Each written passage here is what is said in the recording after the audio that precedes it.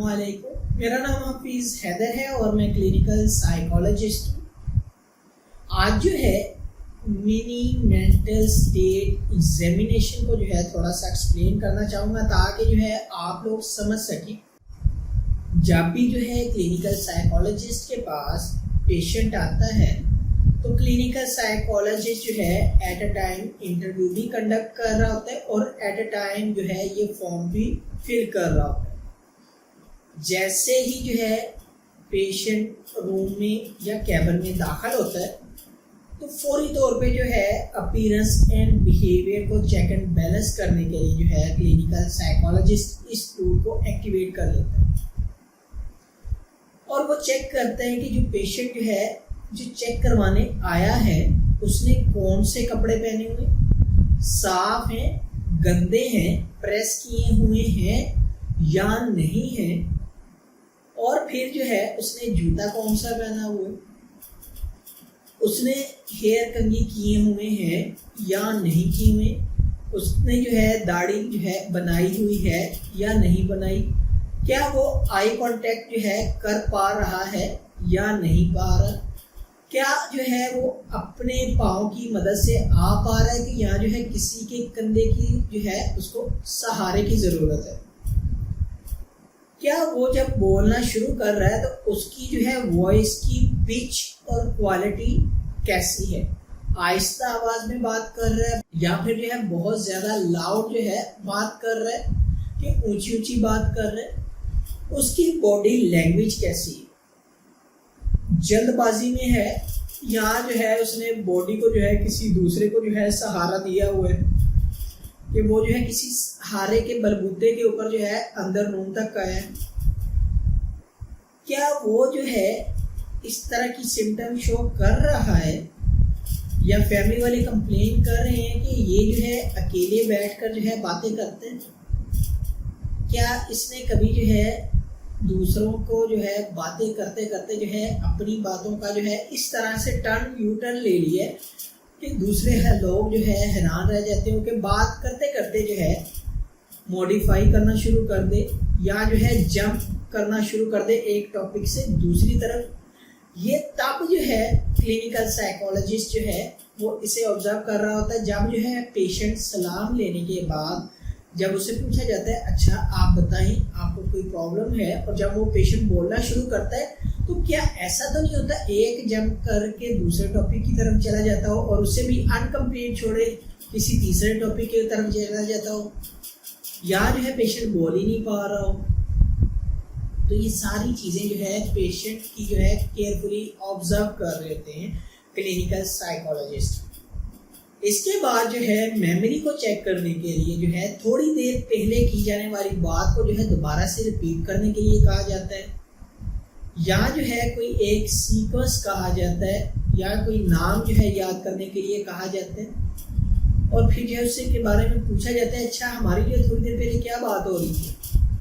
क्या बता रहे थे आप। फिर जो है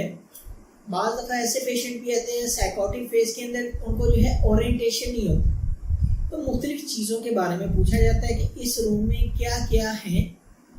आज जो है दिन क्या है, टाइम क्या हुआ है, कौन सा महीना चल रहा है, डेट कौन सी है, साल कौन सा है,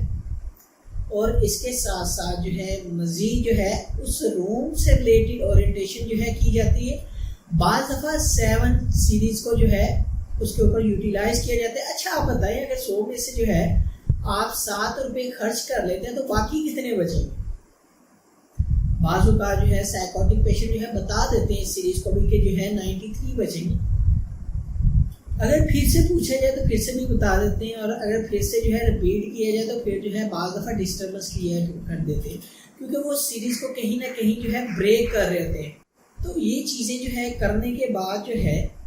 मज़ीद केयरफुली जो है आई हैंड कोऑर्डिनेशन भी चेक की जाती है। पेशेंट को कोई भी चीज़ जो है ड्रा करने के लिए दे दी जाती है, लिखने के लिए दे दी जाती है ताकि जो है चीज़ें कंफर्म हो सके इस पेशेंट की जो है आई हैंड कोऑर्डिनेशन है कि नहीं। ये डिपेंड कर रहा होता है कि पेशेंट टू पेशेंट, अगर पेशेंट जो है एंजाइटी के साथ पढ़ा लिखा है उसकी जो सिम्टम्स हैं वो कुछ और हैं और आप उससे जो है आई हैंड कोऑर्डिनेशन देंगे तो जस्ट लाइक अ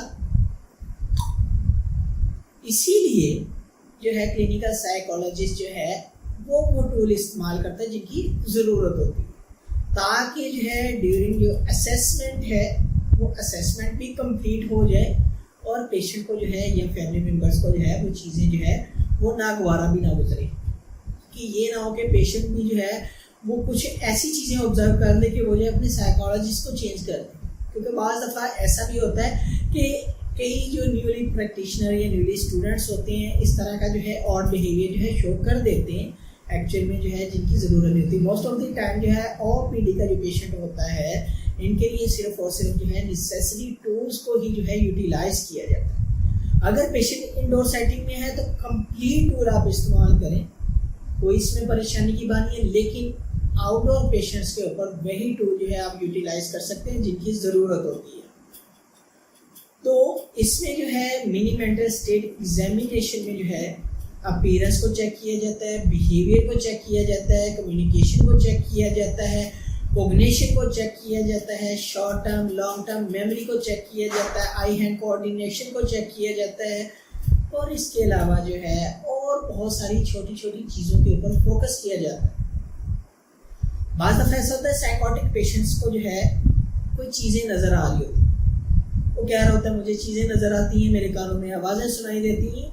तो फिर जो है इसको जो है इस तरह असेस किया जाता है कि क्लिनिकल साइकोलॉजिस्ट कहते हैं आप ऐसा करें, अपने दोनों कानों के ऊपर जो है हाथ रखें और हाथ रख कर जो है थोड़ी देर महसूस करें कि वाकई ही आपको कोई आवाज़ें सुनाई दे रही हैं, और वो हाथ आपने जो है थोड़े से ज़ोर से रखने ताकि कोई भी ऐसी आवाज़ आपको सुनाई ना दे जो इस कमरे से रिलेटेड हो या जो है इस तरह से इर्द गिर्द से जो है रिलेटेड हो। वो जो है थोड़ी देर के लिए हाथ रख लेता है और जो है थोड़ी देर जब हाथ रख लेता है उसके बाद जो है 5 सेकंड के बाद 10 सेकंड के बाद या 30 सेकंड के बाद उसे छोड़ने के लिए कहा जाता है। और जब जो है फिर से पूछा जाता है कि वाकई आपको कोई आवाज़ें सुनाई देती हैं, तो उसमें जो है वो पेशेंट अगर साइकोटिक पेशेंट है वो कंफर्म कर देता है जी हाँ मुझे जो है आवाज़ें सुनाई दी। फिर जो है उससे पूछा जाता है वो आवाज़ें जो हैं किसकी हैं, किस तरह की आवाज़ें आपको जो है सुनाई दी हैं। फिर उसका जो है जो भी कंटेंट होता है ऑडिटरी हेलुसिनेशन से रिलेटेड वो प्रेजेंट कर देते हैं। इसी तरह विजुअल हेलुसिनेशंस को जो है चेक करने के लिए जो है प्रॉपर जो है एक ब्लैंक पेज दिया जाता है जिसके ऊपर कुछ नहीं होता।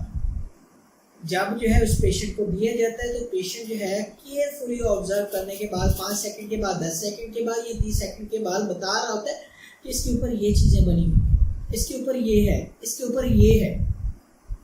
तो ये भी जो है अक्सर औकात जो है थॉट्स को चेक करने के लिए, थॉट्स के कंटेंट को चेक करने के लिए जो है एक्सपेरिमेंट किया जाता है। इस टूल को भी जो है इस्तेमाल किया जाता है।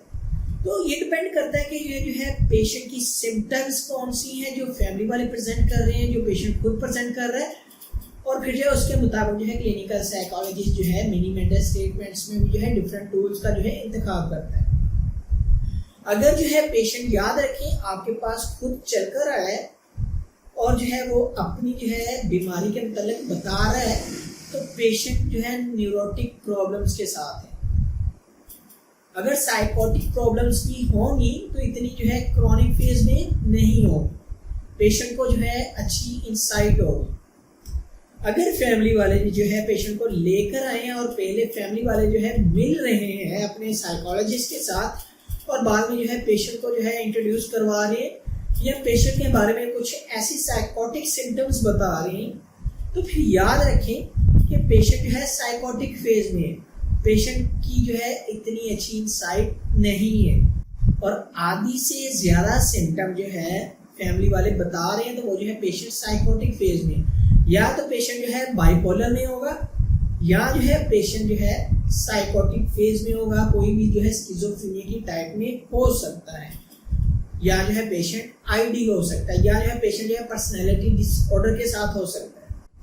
तो मिनी मेंटल स्टेट एग्जामिनेशन करना बहुत ज़्यादा ज़रूरी होता है ताकि चीज़ें जो है कंफर्म हो सके, साइंटिफिक टूल की मदद से इसे जो है कंफर्म किया जा सके। तो आई होप सो कि ये जो है वीडियो इसमें जो है आपको मिनी मेंटल स्टेट एग्जामिनेशन के बारे में पता चला होगा कि बेसिक कौन कौन सी चीज़ें हैं। अपीयर बेसिक है, बिहेवियर बेसिक है, कोग्निशन बेसिक है परसेप्शन बेसिक है, इसके अलावा जो है थॉट्स बेसिक है, और इसके अलावा आई हैंड कोऑर्डिनेशन जो है वो बेसिक है, जिनको जो है चेक किया जाता है। तो